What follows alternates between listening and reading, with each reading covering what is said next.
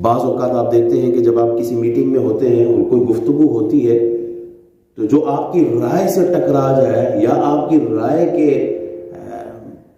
مخالفت میں ہو تو آپ اس کو انسان ہی نہیں سمجھتے. وہ تیری اوقات کیا ہے, تو کیا جانتا ہے؟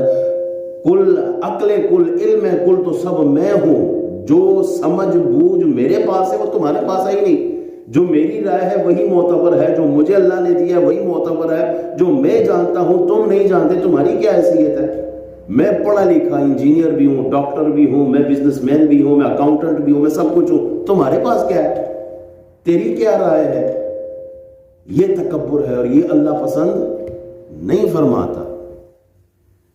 مشورہ تو رسول اللہ اپنے صحابہ سے فرمایا کرتے تھے. ابو بکر کو بٹھا کے مشورہ ہوتا تھا, حضرت عمر کو ہوتا تھا, حضرت عمر کو بٹھاتے ان سے مشورہ کرتے. ساری کائنات کی عقلیں ایک ترازو میں ڈالی جائے, رسول اللہ صلی اللہ علیہ وسلم کی عقل مبارک کے قریب بھی نہیں پہنچ سکتی, لیکن آپ پھر بھی مشورہ فرماتے ہیں. آپ دوسروں کی رائے کا احترام کرتے ہیں. مجدد الفسانی رحمۃ اللہ علیہ سے ان کے مرید نے کہا, حضور کوئی نصیحت فرما دیں. پرانے زمانے میں تو لوگ جاتے تھے اپنے پیر و مرشد کے پاس کوئی نصیحت کے لیے, کوئی اصلاح کے لیے, تاکہ دل کا جو قبلہ ہے وہ ٹھیک رہے.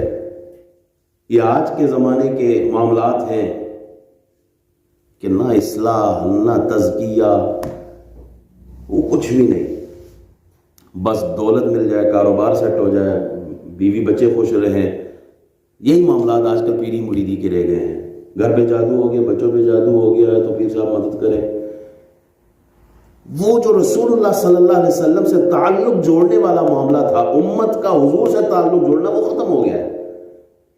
منبر و محراب کا کام تھا کہ امت کو رسول اللہ سے جوڑنا. پیری مریدی کا اصل مقصد تھا امت کو رسول اللہ سے جوڑنا, حضور کی محبت لوگوں کے سینوں میں ڈالنا, حضور سے تعلق امت کا جو تھا وہ جوڑے رکھنا. یہ اصل مقصد تھا پیری مریدی کا.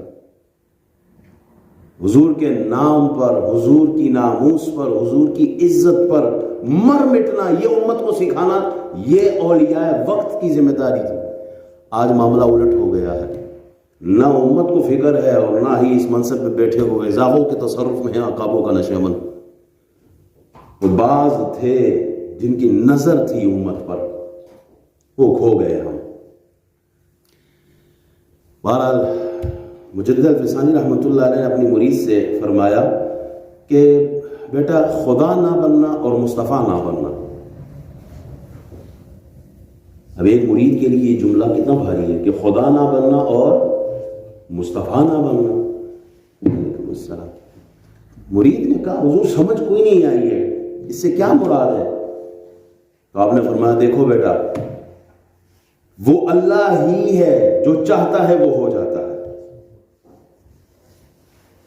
اذا اراد شيئا ان يقول له كن فيكون انما امره اذا اراد شيئا ان يقول له كن فيكون.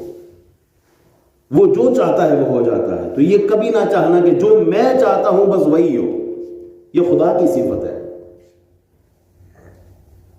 اور مصطفیٰ نہ بننا اس لیے کہ جو مصطفیٰ کریم صلی اللہ علیہ وسلم کی رائے سے اختلاف کرے وہ کافر ہو جاتا ہے. تو یہ نہ کرنا کہ جو تمہاری رائے کی مخالفت میں آئے تو تم اس کو کافر ہی کہہ دو, اسے برداشت ہی نہ کرو, کیونکہ یہ مقام رسول اللہ صلی اللہ علیہ وسلم کا کہ جو ان سے اختلاف کرے وہ کافر ہو جائے گا. تو نہ خدا بننا نہ مصطفیٰ بننا کہ جو میں چاہوں وہی ہو اور جو میری رائے سے مخالفت کرے وہ کافر ہو جائے, یہ نہ کرنا.